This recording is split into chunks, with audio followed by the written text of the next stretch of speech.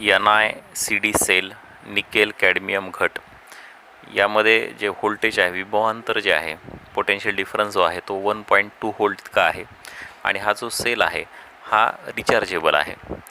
याचा वापर हा जे डिव्हायसेस आपल्याला एका ठिकाणाहून दुसऱ्या ठिकाणी न्यायचे असतात साधनं, त्या डिव्हायसेसमध्ये त्या उपकरणांमध्ये होतो. फॉर एक्झाम्पल ड्रिलिंग मशीन आहे किंवा मग लहान मुलांची खेळणी असतील, यामध्ये ह्या निकेल कॅडमियम घटाचा वापर होतो.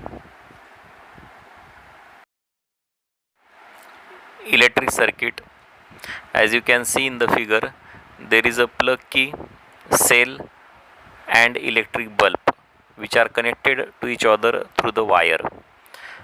When there is the cell and key is on, bulb is light up, but when you remove the cell, you will observe that the bulb which ceases to glow. Why it is so? Because the flow of current will stop when you remove the cell from the wire, and this connectivity, the simple connectivity of all these three devices, electric bulb, cell and plug key, is nothing but the electric circuit. आता बघा विद्युत परिपथ काय आहे, तर ही जी आकृती आहे आपल्यासमोर, त्याच्यामध्ये एक विद्युत बल्ब, विद्युत घट आणि प्लग की हे सगळे एकमेकांना जोडलेले आहेत वायरच्या माध्यमातून. आणि जेव्हा विद्युत घट आणि कळ ऑन आहे, चालू आहे, आणि विद्युत घट आहे त्या पूर्ण वायरच्या कनेक्शनमध्ये, त्यावेळेला बल्ब लागतो. पण जेव्हा तुम्ही विद्युत घट काढून घेता तेव्हा मात्र बल्ब बंद होतो. याचा अर्थ असा की विद्युत प्रवाह खंडित होतो. आणि अशा प्रकारची जी जोडणी आहे ज्याच्यामध्ये की हे तिन्ही उपकरण एकमेकांना जोडलेले आहेत, त्यालाच विद्युत परिपथ असे म्हणतात. कनेक्टिंग सेल्स, घटांची जोडणी.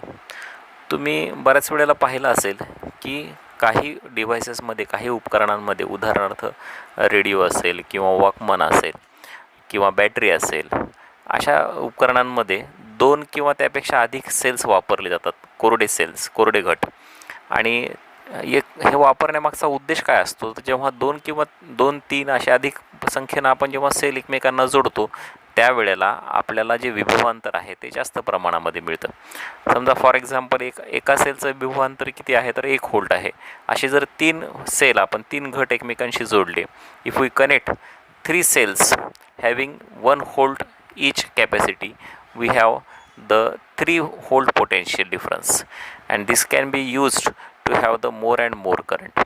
आणि अशा पद्धतीची जी सेल कनेक्शन आहे, such kind of connection of the cells is known as the battery.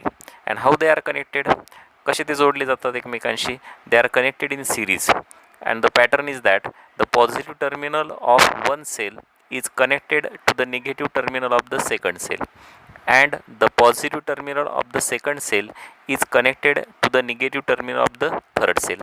म्हणजे एकाचा धन आग्र, एका सेलचा धन आग्र हा दुसऱ्या सेलच्या ऋण आग्राशी जोडला जातो. आणि या पद्धतीनं, एकसर पद्धतीनं हे सगळे सेल्स एकमेकांना जोडून त्याच्यातून जास्तीत जास्त प्रमाणामध्ये विभवांतर, पोटेन्शियल डिफरन्स मिळवलं जाऊ शकतं. Magnetic effects of electric current, धारा विद्युत्तेचे चुंबकीय परिणाम, हा कन्सेप्ट अभ्यासण्यासाठी आपण एक ॲक्टिव्हिटी डिस्कस करणार आहोत. And that activity is to create electromagnet, म्हणजेच विद्युत चुंबक. आणि काय आहे ॲक्टिव्हिटीमध्ये, we have to take 1 metre long flexible copper wire, and that we have to coat wind tightly on a screw. You can see in the figure there is one screw on which tightly a copper wire is wind, and one cell is there which is connected, which having the 2 terminals positive and negative which are connected to the wire. आणि त्या आकृतीमध्ये पाहत असल्याप्रमाणे तुम्ही बघा, positive आणि negative terminals त्या सेलचे, त्या इलेक्ट्रिक सेलचे, त्या घटाचे त्या वायरच्या 2 टोकाला जोडलेले आहेत. आणि ते जे वायर आहे ते पूर्णतः त्या खिळ्यावर, त्या स्क्रूवर गुंडाळल्या गेलेलं आहे. आता जेव्हा स्विच ऑन करू, आपण की ऑन करू, त्यावेळेला या सेलमुळं, या विद्युत घटामुळं त्या तारामधून करंट फ्लो होईल. आणि करंट फ्लो झाल्याच्यानंतर जर आपण पाहिलं, त्या खिळ्याच्या जवळ जर टाचण्या नेल्या तर त्या टाचण्या त्या खिळ्याला चिटकतात. याचा अर्थ काय, तर याचा अर्थ जेव्हा तारेतून विद्युत प्रवाह होतो त्यावेळेला तारेचं जे कुंतल आहे, ते जे कॉईल आहे, त्याच्यामध्ये चुंबकत्व निर्माण होतं व त्यामुळं त्या स्क्रूलाही चुंबकत्व प्राप्त होतं.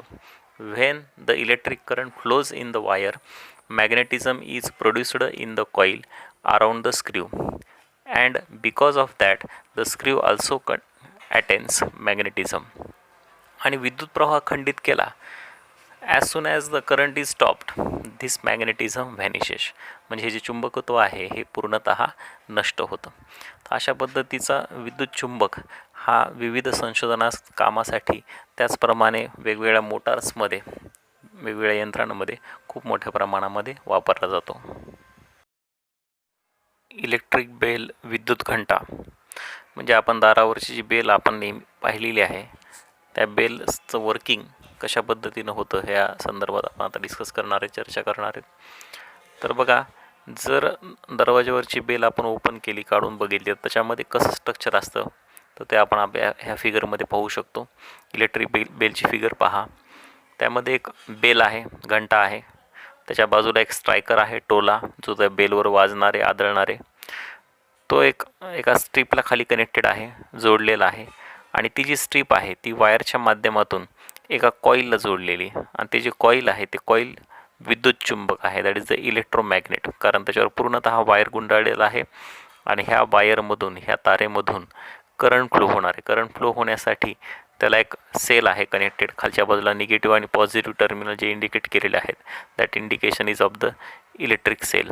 आणि त्याला एक कळ आहे, की आहे, जे आपण स्विच ऑन किंवा ऑफ करू शकतो, जेणेकरून करंट फ्लो होईल किंवा स्टॉप होईल. आणि आता हे जे वायर आहे, हे वायर परत ही बॅटरीचं जे टर्मिनल आहे, सेलचं टर्मिनल, एक वर कनेक्टेड आहे एका स्ट्रीपला, ज्या ठिकाणी संपर्क स्क्रू आहे. हा संपर्क स्क्रू या लोखंडी पट्टीच्या कॉन्टॅक्टमध्ये येतो.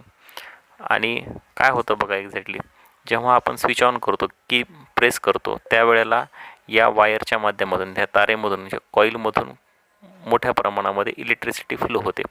आणि जेव्हा ती इलेक्ट्रिसिटी फ्लो होते, when there is the flow of current, that iron strip will work as a electromagnet. तर ती जी आयर्न स्ट्रीप आहे ती विद्युत चुंबक म्हणून काम करते. ॲज अ रिझल्ट काय होतं, तो जो स्क्रू आहे, तो स्क्रूच्या कनेक्टेडमध्ये जी स्ट्रीप आहे, ज्याला की टोला अटॅच आहे, ती स्ट्रीप ह्या इलेक्ट्रोमॅग्नेटद्वारे स्वतःकडं ॲट्रॅक्ट होते. आणि मग ॲट्रॅक्शन झाल्यानंतर तो जो टोला आहे तो त्या घंटेवर वाजतो, त्या बेलवर वाजतो, आणि आवाज होतो. जेव्हा आपण स्विच ऑफ करतो, म्हणजे बटन सोडून देतो, त्यावेळेला करंट फ्लो बंद होतो. आणि करंट फ्लो बंद झाला, when there is a stop of flow of current, that electromagnet will not work more. आणि मग तो विद्युत चुंबक म्हणून काम करत नाही. आणि अशा वेळेला ती जी स्ट्रीप आहे, that strip will get repel, ती परत आपली पूर्व पोझिशनला जाते. आणि तसं झाल्यामुळे तो जो टोला आहे तो घंटेपासून दूर होतो आणि बेल वाजायची थांबते. आणि याच पद्धतीने जेव्हा आपण परत बटन प्रेस करतो, कळ दाबतो, स्विच ऑन करतो, त्यावेळेला पुन्हा करंट फ्लो होऊन इलेक्ट्रोमॅग्नेट वर्क होतं, आणि स्ट्रीप त्या इलेक्ट्रोमॅग्नेटकडे अट्रॅक्ट होते, आणि टोला त्या घंटेवर आदळतो, आणि अशा पद्धतीनं बेल वाजते.